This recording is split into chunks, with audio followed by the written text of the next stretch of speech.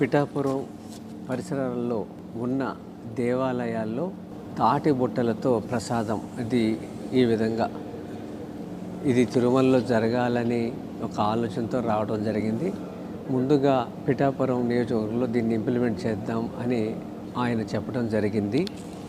తిరుమలలో స్వామివారికి ఇస్తున్న నైవేద్యాలు ఇవన్నీ కూడా గోవింద భోగు దీని పేరు. తిరుమలలో ఏదైతే జరుగుతుందో అది కూడా ఇక్కడ నియోజకవర్గంలో ఇంప్లిమెంట్ చేద్దామన్నారు. అలాగే ఇక్కడ చూస్తున్న ఈ మట్టి వినాయకుడు ఈ ప్రభుత్వం రాగానే మొదటి పండుగ 100 విగ్రహాలని అక్కడున్న యువకులకి ఎకో కాంటెస్ట్ అనేవి పెట్టి భక్తి శ్రద్ధలతో నిమజ్జనం చేస్తే పర్యావరణ రహితంగా ఇంతవరకు భారతదేశంలో ఎక్కడలా జరగలేదు. ఇది చేతి సంచితో బజారుకి వెళదాం. ఒకప్పుడు 40 ఏళ్ల క్రితం ఇలా అలవాటు ఉండేది.